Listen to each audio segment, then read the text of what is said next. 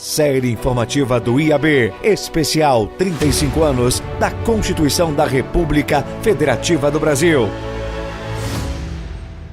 Sou Aldo Arantes, branco, de óculos, terno cinza, e hoje sou coordenador nacional da Associação dos Advogados e Advogadas pela Democracia, Justiça e Cidadania e sou membro da Comissão de Direitos Constitucional do IAB e dirigente da Comissão de Defesa da República e da Democracia da OAB Federal.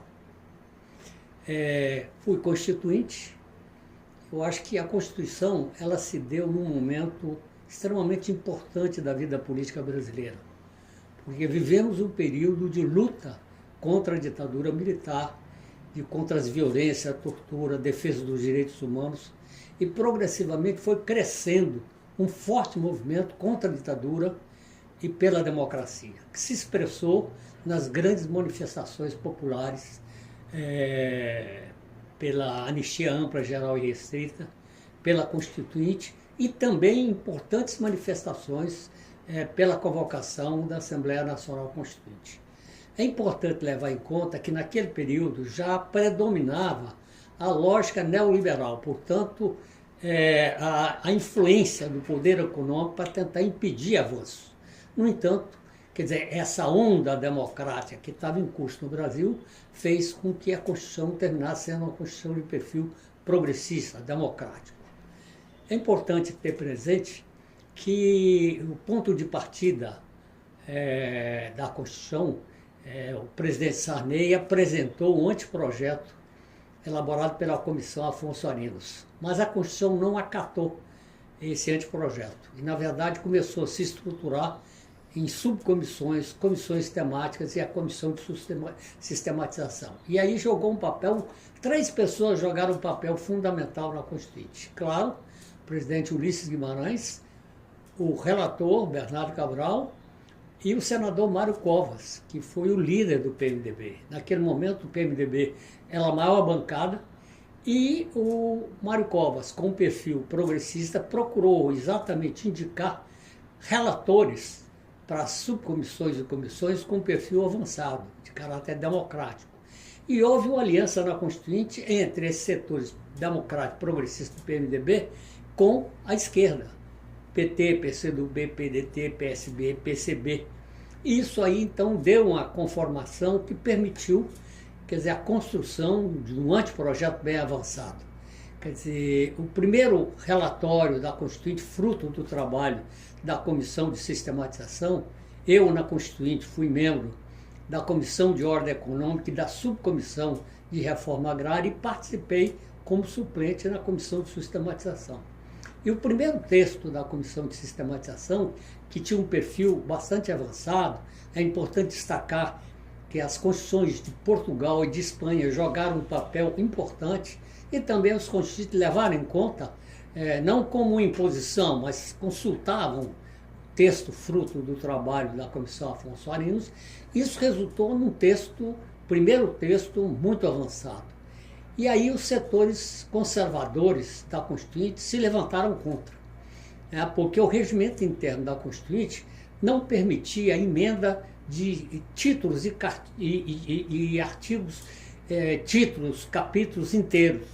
Então, o setor conservador se levantou. Me lembro, o líder da direita naquele momento do PFL, um deputado da Bahia, rasgou o texto e criou, então, uma crise muito grande.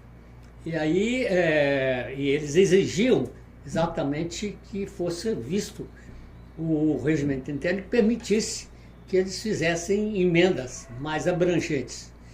Eu me lembro que, naquele momento, os setores democráticos protestaram e o presidente Ulisses Guimarães nos chamou para uma conversa e disse: olha, temos que entrar num processo de negociação, quer dizer, nós não podemos, não há como fazer uma Constituição com perfil que leve em conta apenas as forças democráticas de esquerda, mas tem que haver, digamos, algo que haja um processo de conversação que resulte exatamente numa Constituição que expresse, pelo menos, a tendência majoritária da sociedade brasileira. E eu sugiro que a gente faça, então, uma alteração do regimento interno e aí permita que eles façam as emendas mais abrangentes e vocês façam destaque de votação em separada. O destaque de votação em separada inverte, quer dizer, os termos da votação e faz com que esse setor do Centrão, que naquele momento, essa articulação é que gerou o Centrão, portanto, é uma articulação dos setores de direita da Constituinte, o setor empresarial, né, tanto industrial como agrícola, né, influenciado também por grandes empresas multinacionais. Então, esse pessoal ali constitui o Centrão, quer dizer, e o Centrão, então, consegue impor essa alteração do regimento interno. E aí, como eu falava, o presidente Ulisses Guimarães diz, vocês façam destaque de votação em separata, aí volta exatamente os termos da votação, leva com que eles é que tem que ter maioria qualificada. E foi isso que aconteceu e nos pontos fundamentais nós exatamente conseguimos obter vitórias. A Constituição, o grande constitucionalista Dalmo de Abreu Dalari, já falecido, ele exatamente destacava que a Constituição brasileira é uma das mais avançadas do mundo, porque ela incorpora os direitos humanos na sua acepção mais abrangente, os direitos econômicos, sociais, culturais, incorporou a questão do meio ambiente, enfim, uma Constituição bastante avançada, né? E a Constituição ela incorporou questões chaves na questão dos direitos políticos, dos direitos sociais, direitos trabalhistas, né? Incorporou questões novas, a questão do meio ambiente, a questão indígena, a questão do esporte, a questão de ciência e tecnologia, comunicação, enfim, eu acho que foi claro, a educação, cultura, saúde, a criação do SUS, enfim, a Constituição brasileira ela é bastante avançada. É evidente que nós temos que ter claro que uma Constituição, ela por si só, ela não resolve os problemas, ela cria parâmetros de organização da sociedade, não é? E tanto assim que uma questão que se discute a contradição que existe entre os princípios constitucionais e a realidade objetiva do Brasil. É claro que essa realidade econômico-social ela tem avanço e tem retrocesso, como também a questão política. Nós tivemos uma situação de avanço significativo nos governos Lula e Dilma, um brutal retrocesso civilizacional com o governo Bolsonaro, né? Mas agora voltamos a uma nova situação. E eu acho que a Constituição ela serve de anteparo, de defesa da democracia. Eu acho que hoje nós estamos comemorando exatamente o dia 5 de outubro, o dia em que o presidente Ulisses Guimarães promulgou a Constituição, que é a Constituinte, quer dizer, promulgou a Constituição, e o presidente Ulisses Guimarães disse naquele dia, traidor da Constituição é traidor da pátria. E nós tivemos agora uma tentativa de rasgar a Constituição com os atos de 8 de janeiro. Né? Agora, na verdade, nós vivemos uma situação complexa em que pouco depois da Constituição ser elaborada, iniciou um processo, digamos assim, de desconstitucionalização, de demolição de conquistas obtidas na Constituição. Por quê?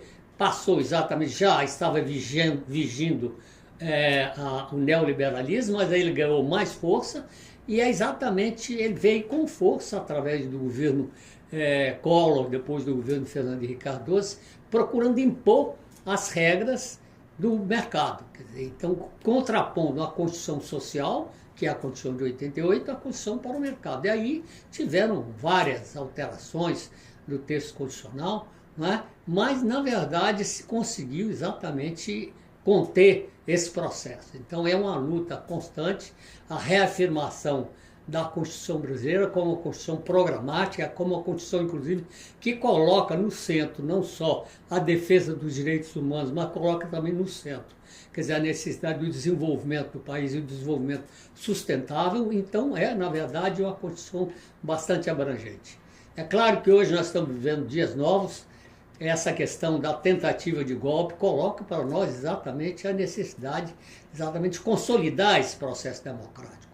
E nessa reflexão sobre os dias atuais, como é que nós vamos, digamos assim, consolidar esse processo democrático, uma coisa que vem à tona com muita força e que eu tenho procurado insistir. Inclusive, elaborei livros, artigos a esse respeito, que é a questão da guerra cultural. No passado, quer dizer, a extrema-direita e a direita conquistavam o governo através de golpes militares. A partir de um determinado momento, eles passaram a adotar através da conquista da mente das pessoas, através das redes sociais, dos algoritmos. Sempre que se discute essa questão, se diz, bom, mas guerra cultural sempre existiu, luta ideológica sempre existiu, mas eu procuro contestar e mostrar que a guerra cultural nos dias de hoje tem uma particularidade, porque as redes sociais atingem milhões de pessoas em relativamente pouco tempo. E os algoritmos, eles a orientam com grande precisão exatamente essa luta de ideias. Tanto assim que as pessoas se perguntam como é que é possível que milhões de pessoas que votaram no Lula passaram a votar no Bolsonaro. E como depois de tudo que aconteceu, Bolsonaro e os bolsonaristas continuam com um contingente expressivo. Mas vai ver a presença deles nas redes sociais, as fake news, a continuidade, quer dizer, agora com muita força das fake news na tentativa exatamente de colocar o governo Lula numa situação difícil. Então lutar hoje em defesa da democracia, é claro, é fundamental que esse governo, que foi exatamente fruto de uma vitória da democracia, quer dizer, dê respostas ao povo brasileiro. Por outro lado, é necessário que os partidos políticos, as organizações sociais se lancem num trabalho de organização do movimento social pela base. Mas é necessário dar uma atenção especial à questão da luta de ideias. Gramsci dizia, nas condições atuais do desenvolvimento da sociedade, a luta de ideias precede e contribui para a vitória política. Se nós não dermos a atenção devida a essa questão da luta ideológica, nós corremos o risco nessas eleições que vêm de termos problema. Percebam, quer dizer, agora essa questão das eleições dos conselhos tutelares, a direita se lançou com força para lançar bases para as eleições municipais, tendo em vista as eleições federais. Então, se não houver um esforço bastante grande de organização do movimento social, de consolidação de bases políticas e ideológicas e de uma atenção específica a essa questão da guerra cultural, nós podemos enfrentar problemas.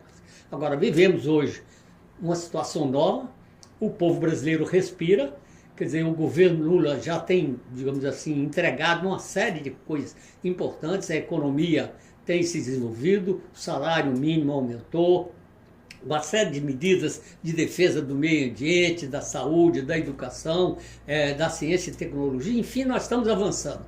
Mas para continuar avançando, nós temos que construir uma maioria política, porque hoje nós temos uma situação complexa, um Congresso Nacional altamente conservador, que agora, inclusive, procura se confrontar com o Supremo Tribunal Federal, exatamente porque o Supremo foi uma peça-chave na defesa da democracia. Então, hoje, eles voltam o ataque contra o Supremo, passam no Congresso a votar uma série de dispositivos legais para inibir, para constranger o Supremo Tribunal Federal. Portanto, quer dizer, nós temos que ter claro, avançamos, a democracia deu um passo importante, mas a luta continua.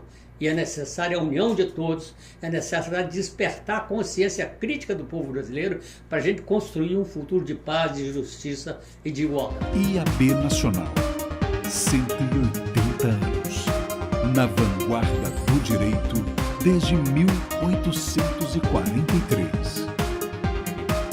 Associe-se.